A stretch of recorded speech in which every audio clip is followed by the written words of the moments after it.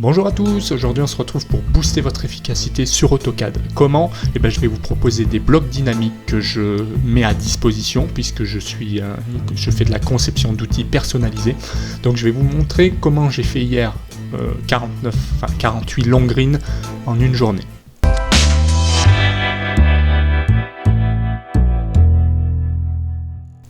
Alors, en fait, j'utilise vraiment des blocs dynamiques et j'utilise vraiment du pur AutoCAD. Donc, ça reste très très simple à utiliser et ça permet des choses que des logiciels professionnels ne permettent pas.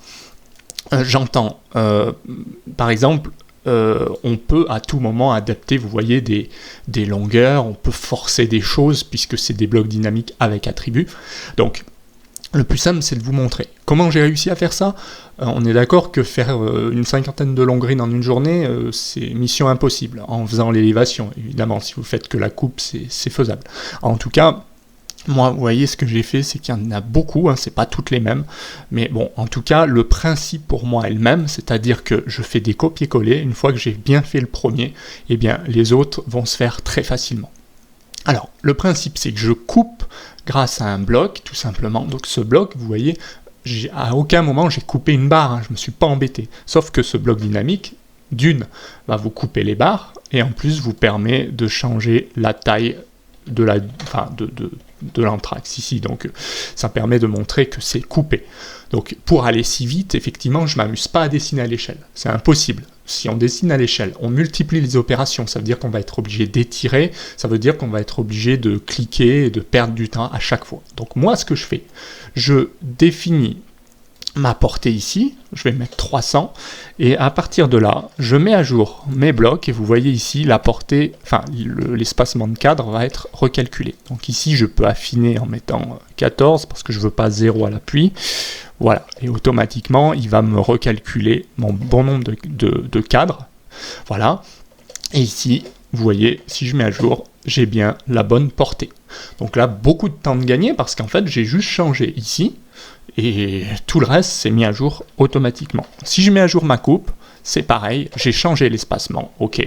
Et du coup, mon nombre de cadres, ici, c'est mis à jour. Donc j'ai bien 21 espacements, calculé automatiquement, et j'ai bien 22 cadres, donc calculé aussi de ce qui en découle.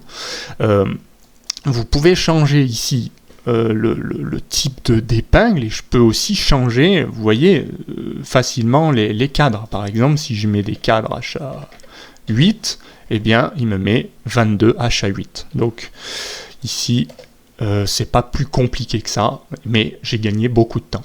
C'est pareil pour les armatures. Supposons qu'on veuille changer ici et mettre des éclisses, des ancrages en HA12, eh bien, je viens régler des barres en HA12, ici c'est bien du 12, sauf que je vais mettre à jour, et vous voyez les 60 filles, ça va devenir 72, forcément. Forcément, sauf que c'est automatique, donc vous voyez, quand je mets à jour, la longueur va être recalculée, donc j'ai bien 144. Donc ici j'ai mis 2 fois 72, tout simplement. Donc là, pas de risque d'erreur. Finalement, j'ai modifié quoi ? Si c'est toutes les mêmes, je modifie la portée, je modifie le diamètre des barres, donc ici je peux m'amuser à mettre aussi du 12. Et voilà, je peux faire pareil ici, je peux changer finalement tout ce que je veux. Et en plus, ici, je peux très bien venir régler, voilà, ici j'en ai 6, HA10. Et automatiquement, vous voyez, vous pouvez refaire une répartition de barres coupées, ce qui est très pratique. Donc ici, je vais laisser 5. Mais sinon, vous avez vu, pour le principe, si on veut enlever une épingle, on la supprime.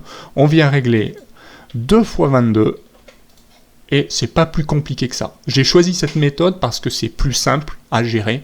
Voilà, c'est du texte. Et quand je vous disais, à tout moment, on peut forcer. Voilà, là j'ai lié beaucoup de choses, mais supposons que vous êtes un peu, vous n'avez pas envie de perdre trop de temps, vous venez mettre, ici c'est du 8, vous mettez du 8 au niveau du calcul, et ce qui se passe, c'est que vous avez vu, le poids d'armature va être calculé par rapport aux infos. Donc soit vous le faites bien, soit vous êtes vraiment charrette et vous finissez en forçant des données, comme vous voulez. Voilà, mais c'est pour vous montrer qu'avec ces blocs dynamiques, c'est tout à fait possible d'aller très très vite. Je vous montre. Donc là, je fais simplement des copier-coller, un peu, voilà. Je vais incrémenter parce que on va dire qu'on est vraiment très pressé et on veut que ça parte tout de suite. Donc là, je vais faire LG à partir de 50. Je viens cliquer ici. Celle-là, ça sera 51. S'il n'y a que la portée qui change, je mets à jour la portée. Ici, je vais mettre 310. Et ici, je vais mettre 280 au hasard. Voilà. Simplement pour vous montrer qu'ici, je viens simplement mettre à jour ici pour vérifier que c'est tout bon. Ok, 0. Bon. Alors, je vais mettre un espacement de 15. Ok. Et j'ai 5 de chaque côté. Je mets à jour ici pour que ça me mette à jour l'espacement. Ok. J'ai bien mon 280. Et ben voilà, c'est parfait.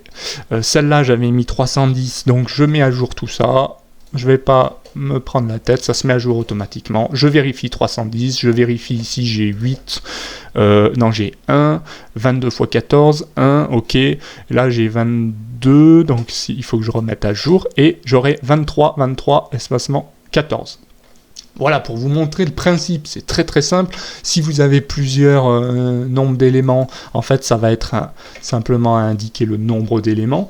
Et ce que j'ai fait, c'est que dans mes pastilles ici de poids, vous allez voir que forcément, le nombre se met à jour. Là, j'ai 9,90. Il a multiplié simplement le poids d'armature par 2. Si vous voulez sortir le poids d'armature, rien de plus simple. Il suffit de sélectionner tous les objets que vous voulez. Moi, je vais prendre cette page-là. Je veux sortir le poids des achats et je le mets là. Et c'est terminé. Voilà, donc vous pouvez avoir le poids de tout le carnet, vous pouvez sortir le poids d'un élément, d'une barre, enfin ce que vous voulez. Mais en tout cas, c'est pour vous montrer que là, avec cette méthode, j'ai vraiment été droit au but et je fais ce principe pour chaque bloc. Donc sachez que moi, j'ai tout un panel de blocs disponibles, que ce soit en coffrage, en ferraillage, que ce soit des long greens, des linteaux, des CV, etc. Et je m'adapte à la demande du client. Donc si vous êtes un dessinateur et que vous souhaitez booster votre efficacité, avec ça c'est possible, si vous êtes indépendant. Si vous faites partie d'un bureau d'études, n'hésitez pas à faire remonter l'information, parce que vous voyez qu'il y a tout un gabarit disponible avec tous les éléments. Et ça va vous permettre de gagner au moins 10% de productivité facile. En tout cas, moi, j'ai réussi à augmenter, on va dire doubler ma productivité, si c'est pas plus. Mais en tout cas, sachez que vous pourrez vraiment faire quelque chose grâce à ces blocs dynamiques avec quelques lisps et voilà, il y a tout un panel d'éléments complets. Écoutez, moi en tout cas j'espère que ce tutoriel vous a plu, en tout cas cette petite démo sur les LG, les long greens. J'en ferai d'autres. En attendant, n'hésitez pas à vous abonner, n'hésitez pas à m'écrire et à me contacter si vous souhaitez, je sais pas, formation, bloc dynamique particulier. Et moi je vous dis à bientôt en vidéo. Allez, salut!